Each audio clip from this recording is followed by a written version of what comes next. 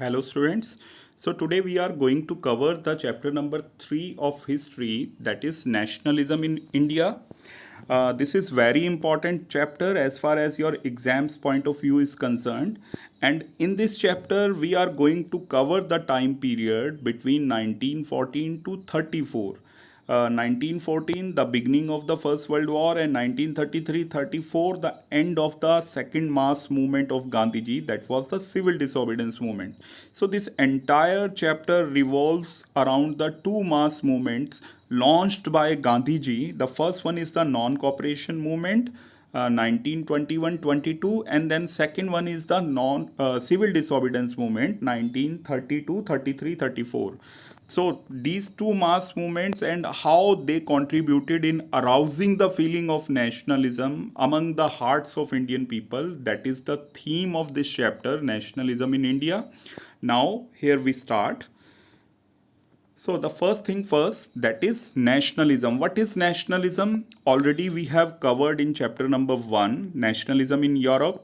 How in Europe the feeling of nationalism came among the people of different countries of Europe. So nationalism is a sentiment, is a sense of belonging which connect us with our nation. So it is a sentiment, it is an emotion which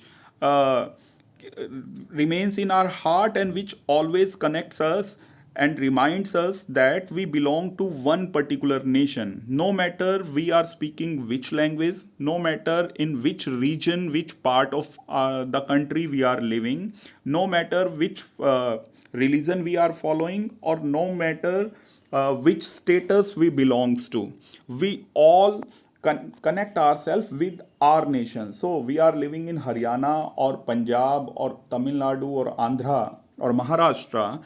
The first thing that always keeps us reminding that we all are Indians. So this is the feeling of nationalism, and particularly in Indian context, this feeling of nationalism promoted, spread, evoked during the time period of British rule when they were exploiting all the Indians. And this colonial oppressive British rule was the one of the prime factor which emerged the feeling of nationalism, especially when we made a united struggle against the exploiting policies of the Britishers. Then we realized that we all belong to one nation. So that is the feeling of nationalism. Now in this chapter, which are the topics we are going to cover? जल्दी से देखते हैं उनको एक एक करके. The first topic you are going to cover is the first world War and the problem face by the Indians due to the first world War, which made them believe that until they will get the freedom from the British rule, they would be exploited in the same manner. So First World War and the problems, then the entry of Gandhiji in the national struggle of India, that was in January 1915 when he returned back from South Africa, or 1915 to 1919. This time period is very important because Gandhiji was new for the situation of India during that period of time, because he had already spent a long period of time in South Africa. So he returned back. Then he made some small experiment by launching some small movements in different parts of our country. जो आप पढ़ने जा रहे हैं उसमें आप खेड़ा के अंदर उनका चलाया हुआ no tax campaign. Then you will read about the Champaran Indigo movement, which you have already read up in class 8th, one chapter of history. Then the Ahmedabad mill worker strike. These were some small experiments made by Gandhiji which made him popular and connected him to the national struggle. And by the end of 1919, he became the most famous personality of India within a short span of 4 years, from 1915 to 1919. Then we will see the end of the First World War and introducing the Rowlatt Act by the Britishers to control the Indian people, and then the Gandhiji's response with the Anti-Rowlatt Act Satyagraha movement, or which eventually and unfortunately led to the Jallianwala Bagh Massacre of 13th April 1919. उसके बाद next आप पढ़ेंगे जो सबसे important है, as I have told you कि the entire chapter revolves around the two movements launched by Gandhi ji. One is non-cooperation movement, that is from 1921 to 22, and then civil disobedience movement. So we will start with the non-cooperation and Khilafat movement. So non-cooperation and Khilafat both were a joint movement which were launched between 1921 to 22. Then हम इसमें next देखेंगे कि Gandhi ji, whatever Gandhi ji had launched, as far as the movement is concerned, how the people took that movement, what were their interpretation. Gandhi ji जिस intention के साथ movement launch कर रहे थे, क्या उसी इंटेंशन के साथ लोग भी पार्टिसिपेट कर रहे थे, और there were certain variation which we will also see here, कि मूवमेंट को लेकर अलग अलग इंटरप्रिटेशन लोगों की क्या थी. Like the movement in the towns, how it was unfolded, then the movement in the countryside areas, in the rural areas of India, particularly in Uttar Pradesh, then in the tribal areas of Andhra, how this movement, non-cooperation movement, that was taken by the tribal people, and then in Assam, the plantation places of Assam, how this movement was taken by the plantation workers. फिर हम देखेंगे the end of this movement, that is after the incident of Chauri Chaura, where more than 20 policemen got killed by a mob. उसके बाद गांधी जी ये movement वापस क्यों ले लेते हैं, ये हम उसको देखेंगे. That is the withdrawal of non cooperation movement. Then the next, after the end of the non-cooperation movement, we are moving towards the civil disobedience movement, which was started in 1930 and ended in 1933-34. तो 1922 1922 से और 1930 के बीच में कौन से events हैं, what were the causes और events which led us towards the civil disobedience movement. तो आप क्या क्या पढ़ेंगे उस गैप में, इन दो मूवमेंट्स के गैप में आप पढ़ेंगे. पहला, the formation of Swaraj Party, who formed it, what were its policies and ideology. Then the next topic about Simon Commission, its arrival to make the legislative amendment in the under the British rule, and how the Indian people protested against this Simon Commission. Then the Great Depression period of 1927-28, in fact 1929 to 33-34, and its grip on India and Indian economy, और उसका क्या impact पड़ा India के ऊपर, जिसकी वजह से Indian people को और सफरिंग्स फेस करनी पड़ी, and that's why they gave the support to the civil disobedience movement. Then the Salt March and the beginning of the civil disobedience movement. इसके बाद सिविल डिसोबीडियंस मूवमेंट स्टार्ट हो जाएगा. और फिर कौन सी कम्युनिटीज थी who participated in the civil disobedience movement. First time, like you will read about the zamindars and the business class who participated in the movement in large scale first time. Then the limitations of the civil disobedience movement, what were the limitations of this movement, वो भी आप पढ़ेंगे इसमें कि कौन सी ऐसी communities हैं जिन्होंने सपोर्ट नहीं किया सिविल डिसोबीडियंस मूवमेंट को, particularly the depress class and the Muslim league. उसके बाद आपके दोनों मूवमेंट्स कवर होने के बाद हम करेंगे the sense of collective belonging. It simply means the role of culture also in the their contribution in the promotion of the feeling of nationalism. ये बिल्कुल ऐसा ही है जैसे आपने नेशनलिज्म इन यूरोप में पढ़ा था कि how the culture also played a very important role in the spread of feeling of nationalism. तो इंडिया में भी वही कंटेक्स्ट है कि इंडिया में कैसे इस कलेक्टिव बिलोंगिंगनेस ने कि we all belong to one particular land mass, that is India, and we have a collective identity, a shared culture. वो जो कलेक्टिव बिलोंगिंगनेस है वो किन किन चीज़ों से आई, वो आपको ये पॉइंट्स आप कवर करेंगे. लास्ट टॉपिक है आपके चैप्टर का, that is reinterpretation of history. Images of Bharat Mata were used by the painters and artist. बिल्कुल ऐसे ही जैसे कि allegories, female allegories like Germania and Mariana were used by the European artist to evoke the feeling of nationalism. फिर flag, tricolour flag of India, वो कैसे evolve होते होते फाइनली आज के हमारे ट्राई कलर पे आता है, हमारे तिरंगा पर पहुंचता है, और कैसे हम जैसे अपने नेशनल फ्लैग को देख के हमारे अंदर ये इमोशन ऑटोमेटिकली आ जाता है कि we belong to India, a feeling of pride and respect for our country that emerges automatically whenever we see the national flag of our country. इसका क्या कंट्रीब्यूशन रहेगा.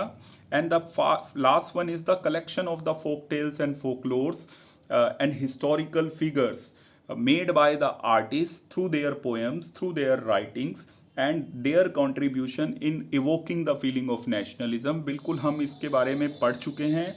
नेशनलिज्म इन यूरोप में जैसे हमने पढ़ा था ग्रिम ब्रदर्स के बारे में, in Germany how they collected the folk tales of Germany, और फिर उन फोक टेल्स को प्रेजेंट करके स्टेज के ऊपर इनेक्ट करके जर्मनी के लोगों को जगाने की कोशिश की गई कि आप सब जो है एक नेशन से बिलोंग करते हैं. That's why you should make a collective efforts to unite Germany. In the same way India के कॉन्टेक्स्ट में फोक टेल्स तो हजारों साल से इंडिया में पॉपुलर है. हम पुरानी फोक टेल्स के बारे में पढ़ते हैं, सुनते हैं उनको, और कैसे इन सब को कलेक्ट किया गया in the form of books. How the historical figures, legends were presented through their through the books, through the poetry, through the writings by these artists and writers and poets. और उनके through भी ये यकीन दिलवाने की कोशिश की गई इंडियंस को कि they should make a collective efforts against the British rule and and this British rule from India. तो now the first genuine topic which is coming for you, that is the First World War and its impact on India. Just understand this thing. This is the first genuine question and at the same time it is also very important question. तो अगर आपका question आपके starting के first page से ही आ जाए आपके लिए तो वो तो सबसे ईजी है. अदरवाइज इस चैप्टर में आप you are going to cover more than 20 questions, और ये आपका पहला टॉपिक है एंड पहला टॉपिक होने के साथ साथ इम्पॉर्टेंट भी है. तो आप इसमें क्या पढ़ रहे हैं कि how the first world war created a negative impact on Indian people. What were the problems were faced during the first world war bye the Indian people. और जब आप प्रॉब्लम फेस करेंगे उसी का तो इम्पैक्ट पड़ेगा कि you would stand against the government, against the authority. Whenever in today's context, whenever you feel any problem like problem of poverty or problem of unemployment, problem of poor infrastructure, you directly blame the government for that problem. In the same way, during the First World War, when the Indian people faced many problems, तो whom they had to blame? They had to blame the British government. और जब इतनी सारी anger, इतनी सारी grudges होंगी British government के खिलाफ, तो एक आदमी उस पूरे एंगर को टैप करेगा, उसको एक सही डायरेक्शन देगा, and that was Mahatma Gandhi. तो फर्स्ट वर्ल्ड वॉर की वजह से जो डिससेटिस्फैक्शंस आई इंडियंस के हार्ट्स में, इंडियंस के माइंड में कि ये सब ब्रिटिशर्स के कारण है, उन सब को कलेक्टिवली एक डायरेक्शन दिखाते हैं महात्मा गांधी, और वो अपना पहला मास मूवमेंट लॉन्च करेंगे. तो हम देख रहे हैं कि what were the various problems faced by the Indian people during the first world war. तो पहला पॉइंट आपको बता रखा है कि due to the first world War, as the first world war was going between the two parties, the allied forces versus the central forces, axis forces, और Britain जो है that was the leader of the allied forces, तो that was participating in the first world war. और war का मतलब है आपको अपने डिफेंस के ऊपर, अपने वेपन्स के ऊपर, आर्मी के ऊपर खर्चा करना पड़ेगा. So it increase the defence expenditure of Britishers of Britain, and where they could take this expenditure from, they could take all the expenditure from India, क्योंकि इंडिया उनके पास सबसे इम्पोर्टेंट कॉलोनी था जहाँ से उनको इतनी कमाई हो रही थी. अमेरिका उनके हाथ से जा चुका था. So that is why the defence expenditure which had to be consumed by the Britishers during the first world War, that would be taken away from the poor people of India. So it increased. So first point, the First World War increased the defense expenditure of the Britishers, and to meet with the demand of this increased defense expenditure, what the Britishers did, they introduced the income tax in India on the salary of Indian people, and at the same time they raised the custom duties. They increased the taxes also on the goods. So when the tax will be raised, इसका result क्या होगा? The goods will become costly. So Indian people, majority of the Indian people were very poor due to the introduction of income taxes and due to the raise of custom duties. The prices of the essential goods, they became the prices of essential goods, they became costlier, and Indian people who were already very poor, majority of the Indian people, they were very poor, they could not meet with these increased prices. So these were the problems which cropped up due to the first world War. फिर आप अगला point इसमें ये भी बताएंगे कि during the time period of 1913 to 1918 the prices of essential commodities, daily routine goods and their prices, they were doubled during a short period of 4 or 5 years. तो जो जरूरी चीज़ें थी उनकी कीमतें जो हैं वो डबल हो जाएंगी. वॉर के टाइम पे हम देखते हैं कि चीज़ें अपने आप ही महंगी हो जाती हैं. जैसे आज अगर दुनिया के किसी भी हिस्से में अगर वॉर हो, छोटा सा भी कोई दो कंट्रीज आपस में लड़ रहे हैं, तो उसका पहला असर हमें पेट्रोल प्राइसेस में देखने को मिलता है कि उनकी कीमतें एकदम से बढ़ जाती हैं. तो this was the first world war और the great war 1914 to 1918, and as a result of it the supply chains that was broken during the first world war, or the prices of the essential commodities or essential goods were doubled, and Indian people, who were more than 90% of Indian people were living below poverty line, they had to suffer a lot. So when they would be suffered, they would face such sufferings, they would blame to the British government for such kind of problems and miseries. तो ये आपका next topic हो जाएगा. And then forced recruitment also. तो the Britishers wanted soldiers in large number. what they did, they forcefully recruited, जबरदस्ती Indians को army में भर्ती किया गया, ब्रिटिश आर्मी में, और उनको थोड़ी सी ट्रेनिंग देने के बाद, after giving a small formal training period, they were sent to fight in the different regions of the world. As a result of it, hundred thousands of Indian soldiers got killed during the First World War. More than 50,000 soldiers got killed, and the relatives and near and dear ones of these soldiers who lost their life, they blamed the British government for their sufferings. So this is the another reason why the Indians were against the British government during the First World War. And then the last one is the during 1916-17, at many places of India, the crops failed, droughts were there, food shortage was there. Indian people, they did not get the food to eat. Then epidemics spread in various parts of the country. As the British government had the complete focus towards the war, और उनको लगता था कि Indians मरते हैं तो मरते रहें, but their first primary duty is to supply the food to the soldiers rather than to the dying people who were dying out of hunger. So as a result, Indian people had to suffer a lot. So this is also one of the reason why Indian people were very angry against the mismanagement made by the Britishers during the First World War. तो ये हो गया. इसी के साथ आपका ये सारा टॉपिक हो गया. आप इसमें इमेजेस में भी देख सकते हैं, वो उसी चीज़ को एक्सप्लेन कर रही हैं कि how the forcibly Indian soldiers were recruited in the British army. Then crop failures were there, droughts were there, food shortage were there, और फूड शॉर्टेज की वजह से people were dying out of hunger, and the poverty that also increase during the war, first world war. तो these were the sufferings which Indian people were facing. तो ये आपका पहला topic है जो आपने कवर करना है, that is the first world War and the problem face by the Indians. उसके बाद हम साइड बाय साइड दूसरी चीज़ और देखेंगे, the entry of Gandhi ji in the nationals movement. तो Gandhi ji return back to India in January 1915 on the advice of Gopal Krishna Gokhale, a very prominent Congress leader during that period of time. और गोपाल कृष्ण गोखले को गांधी जी का पॉलिटिकल एडवाइजर, पॉलिटिकल गुरु भी माना जाता है. तो he advise Gandhi ji to give his services for India which was being misruled by the Britishers. तो on his advice Gandhi ji returned back to India.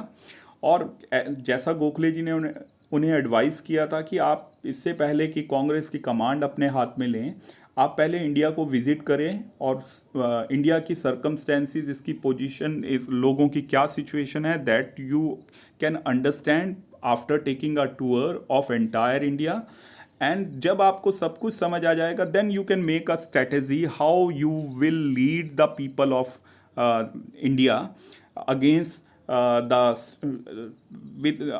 The British rule. तो गांधी जी जो है ही accepted the advice given by Gopal Krishan Gokhale. Then during this time period of 1916 to 1918, 19, Gandhi ji took a tour of India. During that period of time, he went to the different parts of India, understood the real situation, ground situation of India, and then he decided to launch the non-cooperation movement in 1921. तो आप देखिए कि गांधी जी 1915 में आते हैं और आते ही उनको हाथों हाथ कोई एक्सेप्ट नहीं करता, पहले वो अपनी वर्थ को प्रूव करते हैं छोटे छोटे एक्सपेरिमेंट्स के साथ, छोटे छोटे मूवमेंट्स के साथ।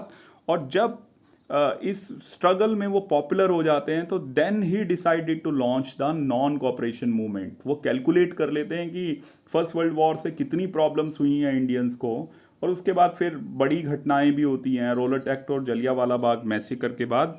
देन उनको लगता है कि अब टाइम है एक मूवमेंट स्टार्ट करने का। Then he launch the non cooperation movement. उसकी प्लानिंग की जाती है सितंबर 1920s में और फॉर्मल तरीके से उसे जनवरी 1921 में लॉन्च कर दिया जाता है। तो उससे पहले हम ये भी देखेंगे कि what were the Gandhi ji's main principles about his movement.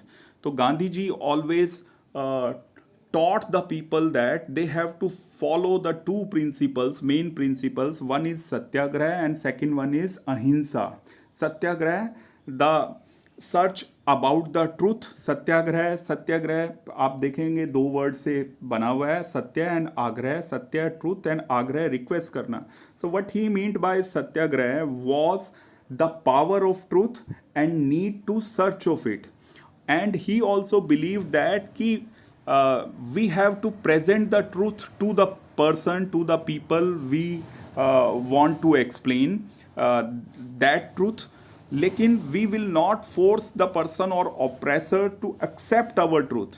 तो गांधी जी believe that कि what we have to do, we have to tell the truth to the people and then leave it on the oppressor or on the people whether they are accepting our truth or not. We will not use any kind of violence against the oppressor to accept our truth. That was the belief of Gandhiji about Satyagraha.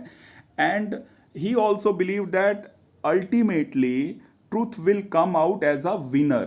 तो सच को हमेशा जीतना ही है और वो ultimately वो एक विजेता के रूप में बाहर निकलेंगे if they stick to their truth. तो that was the Gandhi ji's philosophy about the satyagraha. फिर अब हम देख लेते हैं कि गांधी जी कौन कौन से मूवमेंट लॉन्च करते हैं 1916 से 19 के बीच में। ये आपको इस कॉन्टेक्स्ट में समझने की ज़रूरत है कि गांधी जी पहला मास मूवमेंट लॉन्च करने से पहले कुछ छोटे एक्सपेरिमेंट्स करते हैं। As mentioned here Gandhi ji small experiments between 1916 to 19। कौन कौन से स्मॉल एक्सपेरिमेंट करते हैं? One was the Champaran satyagraha movement which was launched by Gandhi ji to help the indigo farmers in Champaran in Bihar. I hope you have already covered it in your class 8th chapter जहाँ आपने Indigo movement के बारे में पढ़ा था। तो that was the indigo movement which was launched by Gandhi ji to help the indigo farmers। और गांधी जी एक मीडिएटर का रोल प्ले करते हैं between the British zamindars who were holding the land of Indians and forcing them to produce indigo. और फिर land छोड़ने के बदले में पैसे की वो डिमांड कर रहे थे। Finally this matter was settled by Gandhi ji between the British landlords and the indigo farmers of India in Champaran and he became popular there due to the success he got in this Champaran satyagraha movement. Then second one is the Kheda satyagraha movement. इसको भी आप समझ लीजिए क्योंकि crop failure की वजह से farmers were not in the position to pay the land tax to the Britishers. और ब्रिटिशर्स अड़े हुए हैं कि they want the land tax and they will not give any kind of relaxation in the land tax. Finally Gandhi ji entered in Kheda. Here he was assisted by the great Congress leader जो बाद में आपके deputy prime minister बनते हैं first और आपके home minister बनते हैं, दैट इज सरदार वल्लभ भाई पटेल। तो there Gandhi ji started Kheda satyagraha movement. Kheda that is a region of Gujarat. And why this movement was started? Because the Kheda farmers wanted the relaxation in land tax, and Gandhiji also supported their demand and started the movement in Kheda. Then the third one is the mill worker strike in Ahmedabad in 1918. अब ये भी आपको first world war से connected मिलता है, क्योंकि price hike की वजह से, कीमतें बढ़ने की वजह से जो सैलरी थी वो अब बेकार हो गई थी, because prices of essential commodities doubled, but the salaries were not increased by the mill owners, British mill owners. So the workers, they went for a strike, and Gandhiji also supported this strike of mill workers of Ahmedabad, and he started fast unto death. आमरण अनशन उन्होंने start किया कि उनकी salary में hike होना चाहिए, उनकी वेजेस जो है वो इंक्रीज की जानी चाहिए.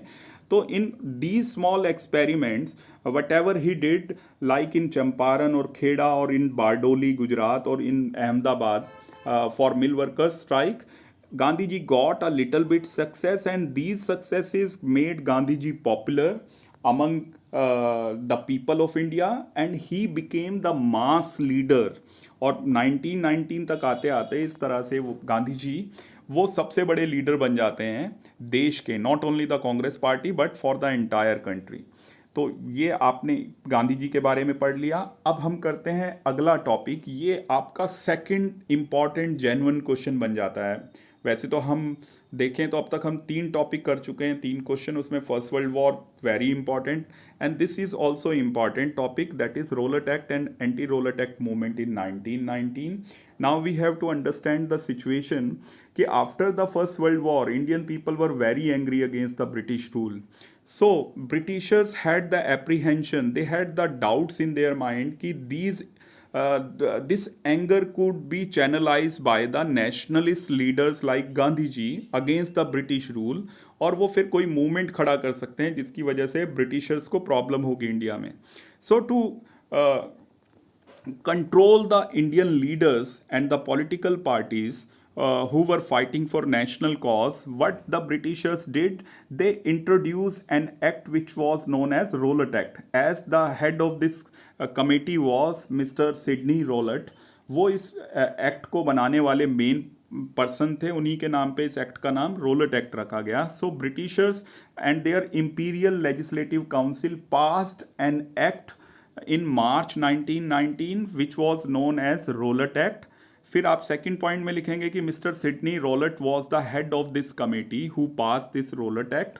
फिर आप थर्ड पॉइंट में इसे एक्सप्लेन करेंगे, दैट इज कि what this act was all about. This act gave the unlimited power to the British police. And what kind of unlimited powers? Now the British police could search any place without showing any search warrant. Then the British police could arrest any person on the basis of their doubt, and that arrested person could be sent to the jail without any proper legal trial. यानी जब हम किसी को arrest करते हैं तो police arrest करती है तो उसको उसे कोर्ट के सामने विद इन 24 आवर्स उसे प्रेजेंट करना होता है, और कोर्ट में उस आदमी को ये राइट होता है कि वो अपने आप को इनोसेंट साबित करे. But under this Rowlatt act the British police could search any place, could arrest any person and on the basis of their doubt, and without giving a proper legal trial to that person was sent to the jail for the next 2 years. It means the message was very loud and clear for all the nationalist leaders कि अगर उन्होंने कुछ भी misadventure किया against the British government, then they would be sent to the jail. Their right place would be the jail. So when this act was passed, all the parties, all the political parties, all the nationalist leaders, they opposed this act. They called it a Black Act, and then Gandhiji decided to start a movement against this Rowlatt Act, and it was known as Anti-Rowlatt Act movement of 1919. तो Gandhiji made a strategy, और ये जो anti Rowlatt act movement है मैंने आपको बताया, unfortunately it ended with the Jallianwala Bagh massacre. तो what Gandhiji decided, he organized a nation wide strike और हड़ताल ऑन 6th of April 1919. तो कांग्रेस मेड अ प्रोग्राम कि how they would oppose this Rowlatt act, और ये प्रोग्राम क्या था कि पूरे देश में हड़ताल होगी. तो 6th of April 1919 strike was called in the entire country. In Amritsar, the two Congress local leaders, Dr. Satyapal and Dr. Saifuddin Kichlu, they were leading this Hartal. These two local leaders were arrested by the British police. और फिर जब leaders नहीं रहेंगे public को lead करने के लिए, तो जो पब्लिक है they would turn out into a violent mob, वो फिर हिंसात्मक कामों में उलझ जाएगी. तो यही होता है after the arrest of this two local leaders, the public or the people became violent. They started attacking on the government buildings and like railway stations and the post offices. As a result, situation became out of control in Amritsar and martial law was imposed. Army was called and Mr. General Dyer, he was the in charge of Amritsar. So he imposed the martial law. Situation still became very violent in Amritsar. और ऐसे में ये घटनाएं आपको 8 और 9 of April 1919 की घटनाएं आप ये पढ़ रहे हैं. और ऐसे में क्या होता है, 13th of April is known for Baisakhi. Baisakhi is one of the prominent festival of Punjab. As a result the people they came out of their house to celebrate the Baisakhi, और खासकर रूरल साइड एरियाज में. And you have to remember and understand the situation कि हम 100 साल पहले की बात कर रहे हैं. No internet facilities were there, no newspapers, मतलब newspapers were circulating in limited extent, no TV channels were there. तो लोगों को ये खबर नहीं है, खासकर जो रूरल एरियाज़ में रह रहे हैं, कि ऐसे मार्शल लॉ भी इम्पोज किया गया है जहाँ पे भीड़ इकट्ठी नहीं हो सकती. तो in the surrounding areas, rural areas of the Amritsar, people came to assemble at Jallianwala Bagh to celebrate Baisakhi.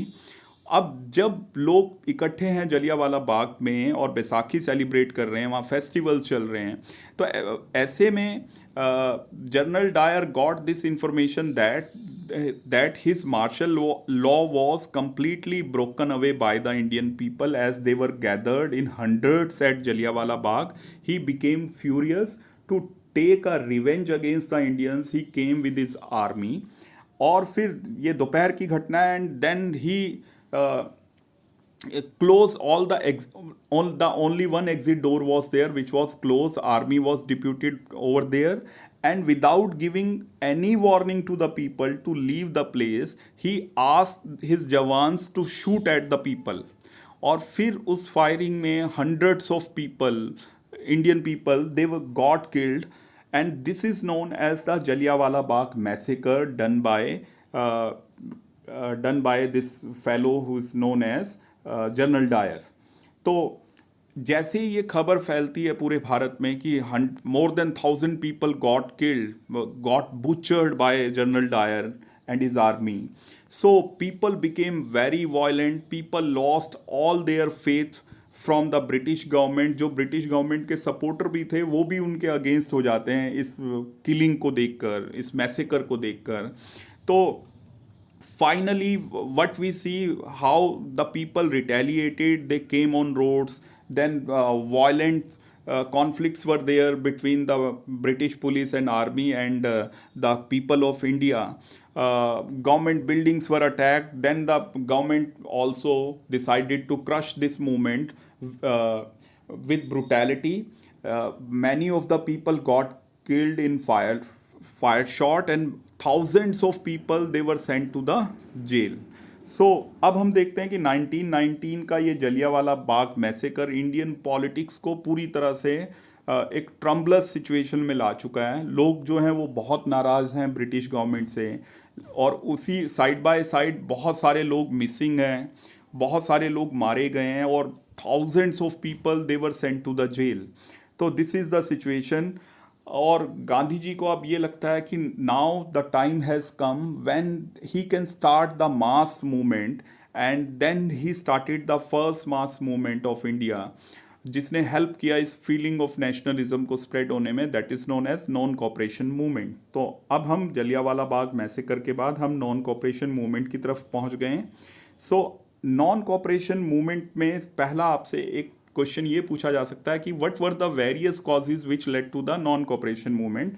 तो ये सारे कॉजेज आप अब तक पढ़ चुके हैं, इन्हीं को आपने ब्रीफली एक्सप्लेन करना है. Like the first world War and the problem face by the Indian, the economic exploitation of the Indians by the Britishers. Then third point is about the Rowlatt Act. as the Black Act reacted by the Indian people and how they protested, then the Jallianwala Bagh massacre also, and the last one is the Khilafat agitation and support of Gandhiji to this Khilafat movement. तो अब हम खिलाफत agitation को भी पढ़ लें ताकि आपके सारे कॉजेज कवर हो जाएं. अब खिलाफत एजिटेशन को समझने के लिए आपको फिर से फर्स्ट वर्ल्ड वॉर पे जाना पड़ेगा. फर्स्ट वर्ल्ड वॉर मैंने आपको बताया दो पार्टीज़ के बीच में लड़ा जा रहा है. One is the allied forces and then second one is the central forces. Allied forces led by the Britain and central forces led by Germany. Central forces में आपके पास जर्मनी है, ऑटोमन एम्पायर है और ऑस्ट्रो हंगेरियन एम्पायर है. तो first world war में जो सेंट्रल फोर्सेस हैं they got a crushing defeat by the allied forces. और जैसा कि होता है कि जीती हुई पार्टी हारी हुई पार्टी के ऊपर बहुत सारी कंडीशंस लगाती है, जैसे वो वर्सेल्स का पैक्ट आपने पढ़ा था. तो ऐसे ही जो ऑटोमन एम्पायर है उसके ऊपर भी बहुत सी रिस्ट्रिक्शंस लगेंगी. तो ऑटोमन एम्पायर का जो रूलर है, यहाँ आपको समझना है कि Ottoman empire is one of the biggest empire in the history of mankind. और इस एम्पायर का जो रूलर है वो टाइम के कुछ मतलब जैसे जैसे एम्पायर फैलता है ये इतना बड़ा है कि it was spread in 3 continents of Asia, Africa and north Africa and then Europe. और ऑटोमन एम्पायर का रूलर जो है वो एक टाइटल भी अपने साथ ऑन करता है, that was known as the title of caliph, खलीफा. वो अपने आप को खलीफा या कैलिफ बोलता है. कैलिफ का मतलब the representative of all the Muslim communities living in the world. तो the ruler of Ottoman empire was the caliph of the Muslim community. अब क्योंकि उसके ऊपर बहुत सी रिस्ट्रिक्शंस लग रही हैं, कई नई ट्रीटीज साइन होने के बाद उसकी पावर को कम किया जा रहा है, रिड्यूस किया जा रहा है. So that is why the Muslim people they were very offended all around the world. और उनको लगता है कि as the ruler of Ottoman empire is the caliph. आप इसमें अगर पता करना चाहते हैं तो यू कैन फाइंड आउट कि who was the caliph of the Ottoman empire during the time period of First world war. तो वो आप उसको पता करिए कौन है वो. तो इंडिया में भी ऐसा ही प्रोटेस्ट जो है वो मुस्लिम स्टार्ट करना चाहते हैं.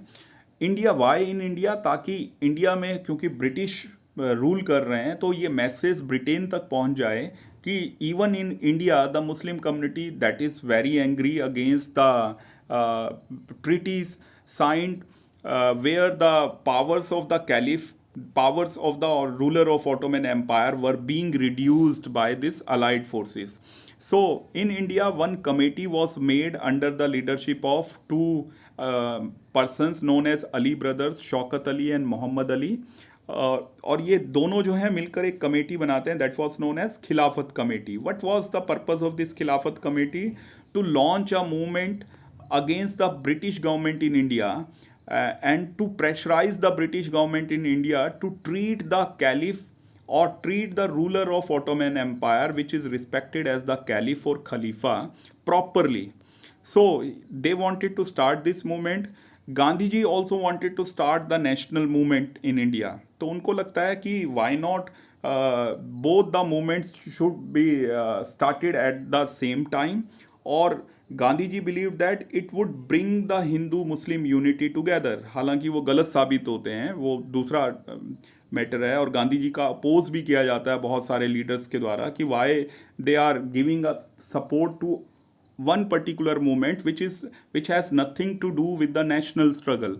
तो Gandhi ji met with the Ali brothers, persuaded them to start a joint venture, a joint movement which was known as non-cooperation and Khilafat movement. Why Gandhiji wanted to give the support to the Khilafat movement? The purpose of Gandhiji's support was to bring the Hindus and Muslims together, to bring the unity between these two communities. That was his purpose. And finally, after meeting with the Ali brothers, a proper planning was made, and these three leaders, they moved to the different parts of the country where they told the people that they are going to start this joint venture, this joint movement, and they were seeking for the support of the common masses for this movement. So this is the Khilafat movement जिसके बारे में आपने बताना है. What was the Khilafat movement, why it was launched, and who launched this Khilafat movement, वो आपने बताना है. और अगर आपसे पूछें कि नॉन कोऑपरेशन खिलाफत movement, what what was the connection between these two movements, तो आप ये बता सकते हैं। और गांधी जी का क्या मोटो था इस दोनों मूवमेंट को जॉइंटली लॉन्च करने का, तो that you can explain. So this is non cooperation and खिलाफत मूवमेंट। अब now we have covered the first part related to nationalism in India. We will cover the second part later on. Thank you.